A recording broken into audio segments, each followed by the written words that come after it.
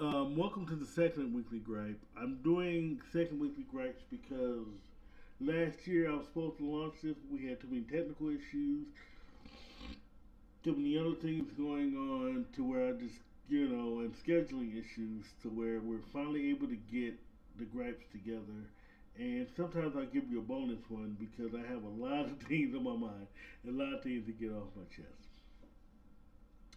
Today, this one I want to talk about what constitutes a strong man. What is a man? And why can't men feel? Now, for some of y'all actually think, oh, this is about to be some sensitive, blah, blah, blah. Well, you ain't even got to watch this, but I'm trying to tell you, our mental health are just as important as anyone's. And we don't even know it. Yesterday, I got upset over they just want to call it a meme or whatever you want to call it, but you had Kanye West, Tyrese Gibson, Will Smith all crying. The point of it was we made fun of each of those men when they cried, and a lot of us laughed without actually thinking about what they could be going through. Tyrese's problem was he couldn't see his child for 2 years. He missed his child. As much as he tried, his child's mother just wouldn't let him see the child for whatever reason. I'm not going to speculate. Will Smith, publicly, we know what his problem is. I'm not going to go into that. As well as Kanye's problem, where when his marriage with Kim Kardashian being was first going down, it upset him. Now, without going into any of those problems, you can say those three men contributed to whatever problem they have, whatever. My point is, we men do have our breaking point. And we need to learn to not only identify those breaking points, we need to learn how to fix those points. Because if we don't, they can turn into problems much, much later. I do want to identify them individually because we're talking about the memes were about three celebrities, but I can bet you for every celebrity with those problems, we have similar issues. How many brothers out there have trouble seeing their child, whether they pay child support or not for that child, because their mother is basically, I'm not going to cuss on here, but not nice. So now another thing you're gonna do right here on these gripes is I'm not gonna call people out their names. I'm not gonna use the B word. I'm not gonna cuss people out. I will say asshole. Now, if you want to do asshole moves, yeah, I will call you an asshole. So, but I'm just saying. Let me start there with not being able. There's been a lot of relationships where women, knowing the man won't attack them or say anything because most men are raised not to hit women, not to attack women. And sometimes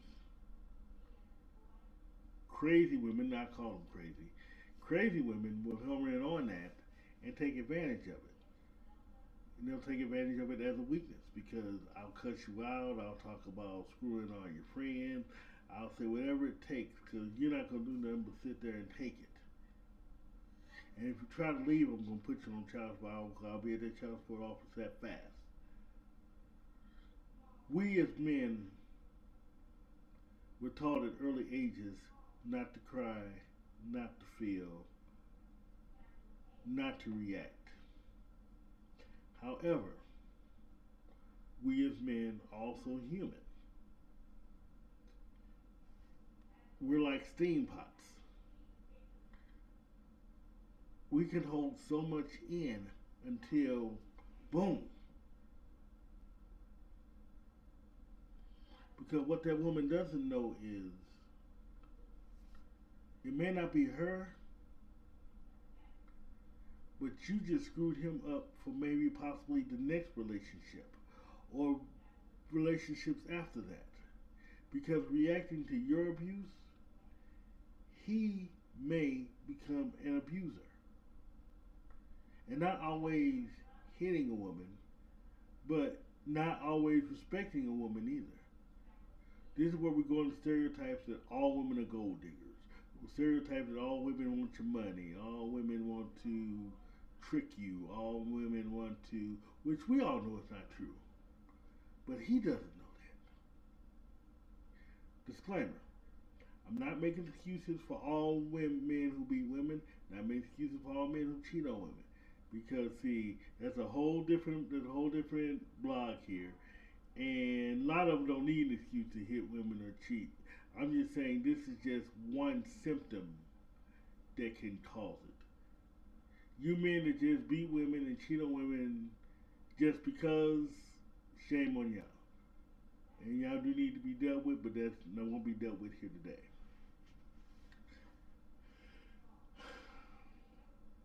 I am so tired of when men are young.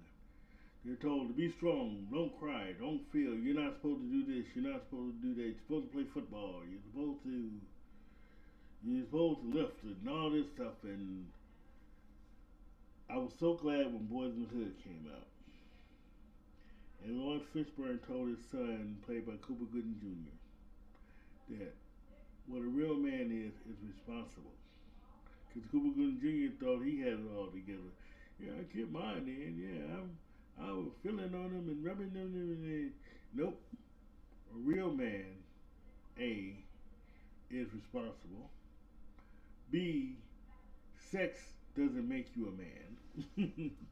B, being a linebacker or being strong physically doesn't always make you a man. What makes you a man is what's right here.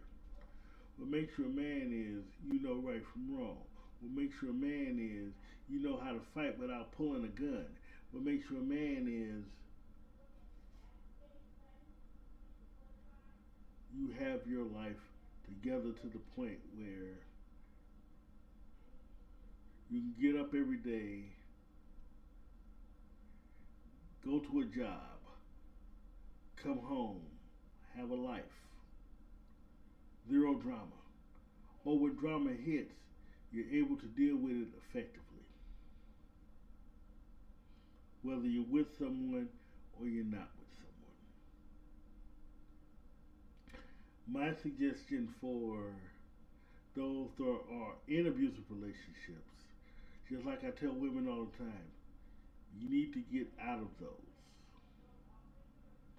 Before you get into another one, reevaluate yourself, because that's nothing. We don't give ourselves enough time to evaluate ourselves before we get into the next one, and that's how things become negative. We turn into cheaters, or we may do this or do that because our self-esteem has been taken to the point where we're now looking at the next relationship with a side eye. So we have to really be careful. When it comes to the end of a relationship, I don't care who you are. I don't care how much of a Looney Tune you claim she was. I don't care how much abusive he was. In relationships, you're going to feel something. Because you're used to being together, you're used to seeing each other every day, you're used to talking every day, you're used to a lot of different things every day. And now you're not doing that anymore.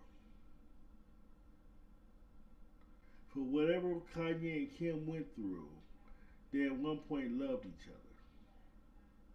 Just like you loved your spouse or your ex, or you all loved each other with something.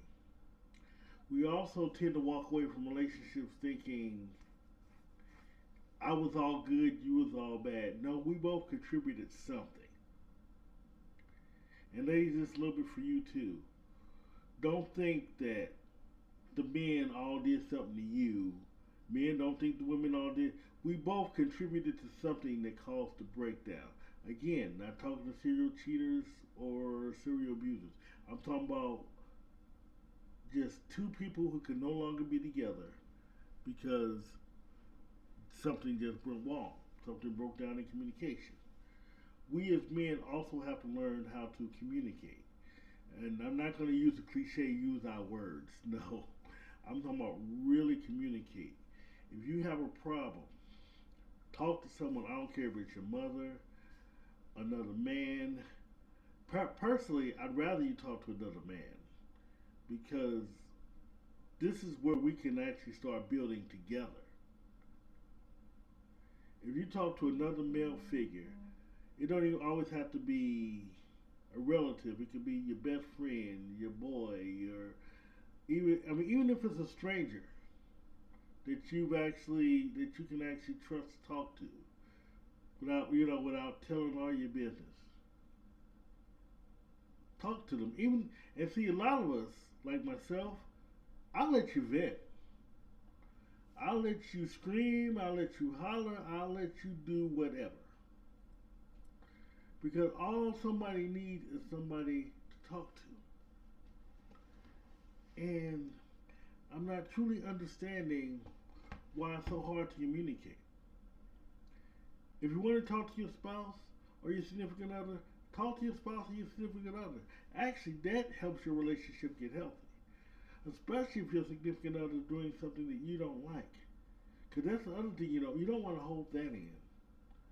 Because when that comes out, and it's going to come out in an argument, it's going to come out in an explosive moment, and then all feelings are going to be hurt. And you're going to be, in other words, if something's been bothering you for years with that person, months or years of something building up, and you don't say nothing, you don't say anything, then you're going to have a problem. So please, effective communication also works. I have no problems with talking to my significant other. 'Cause I'll let you in a minute that you did something that bothered me. Have no problem talking to my friends, my business partners, people in my life. If you did something that hurt me, I've actually learned. Because I'm speaking from experience. I had to learn to communicate and not hold stuff in. Because by holding stuff in, I hurt myself. That's how come that's why I'm currently having a bout with high blood pressure and things like that. I'm learning to channel things because I'm that type of person. Now, I will say this though. I am that type of person that, though I've calmed down a lot, and I'll say this, I was never bullied because I held stuff in so bad, my temper was actually bad to the point where I'm not going to sit there and let you hit me, push me around, none of that. Um, Long story short, you pushed me so far to the point where I'm not going to hurt you, but I will go off and hurt your feelings. But that's only because I kept stuff bottled in. Not doing that anymore.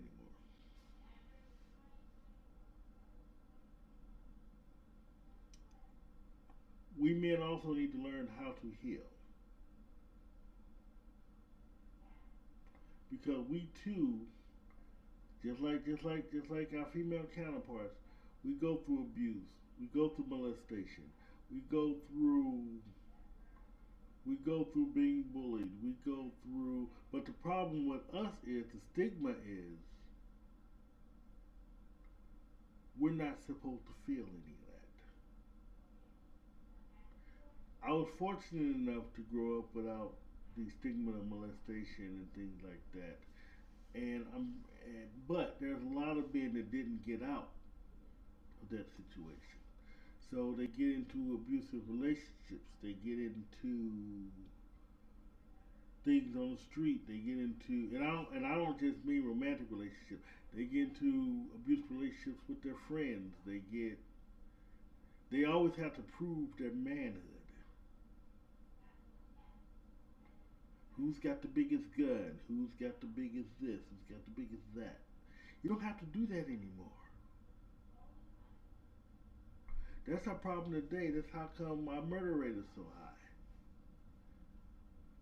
We want to we want to fight. We want to, when we lose in the fight, oh, you gotta die. Our jails are full of men that are so tough. The morgue is full of men that are just so tough. We need to kill all that. My son, great. I love my son so much, but sometimes he'll tell me that he'll go. He's like me. He'll defend someone's honor to the hilt. He likes to help people.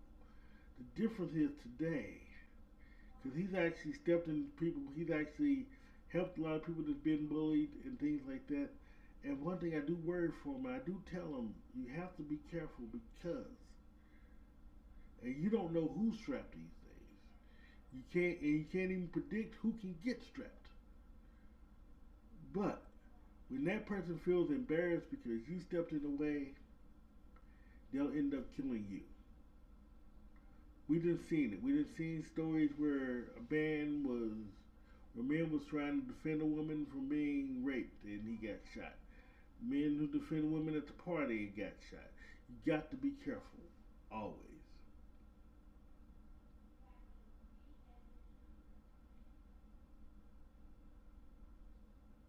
I say this because we as men need to come together more. We need to talk more. We need to do. We need to meet for more than just a party and weed and food, and we actually need to come together for build businesses because I'm going to tell you something. People are looking at us, and those people and a lot of those people that are looking at us wants us to fail. They love to see the jails full. They love to see the morgue full. And with that, I'm going to give you my final stereotype, which one thing, I'm so glad I have the mother that I have. I'm so glad to have the family that I have. My mother, my grandfather, my brother, all very encouraging. Met a guy, I'm not going into detail, who says, no one gives a crap about you if you're male. And I disagree. Because in my upbringing, and I'm a product of it, people give a crap about anybody who's trying to do something with their life. If you just sit up talking about nobody gives a crap about this, nobody gives a crap about that, then of course nobody's going to give a crap about what you're doing. But to me personally, I'm pushing. I'm doing it afraid. I'm actually doing these vlogs. I'm actually writing, putting books together, running a publishing company. I am working, striving, persevering. Because there's a difference between someone who gets up every day and goes to their office, or goes to work, or goes to their job, or goes to take care of their children, or go do something, as opposed to someone sitting around all day talking about I'm going to do, or I should have done, or 20 years from now I could have done this, I could have done that. You can still do it. You gotta quit talking about it, putting it into action.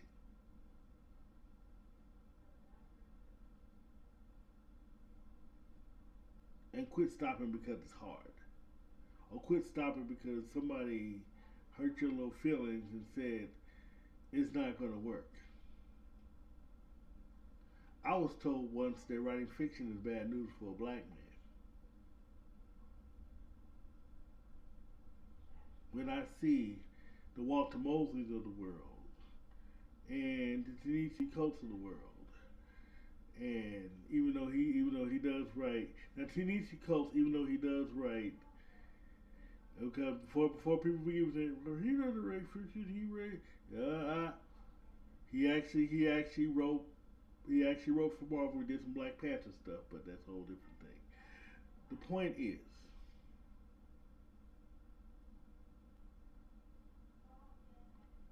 we need to do better, and we're going to do better. And with that, that's my weekly gripe. I'm AC Campbell.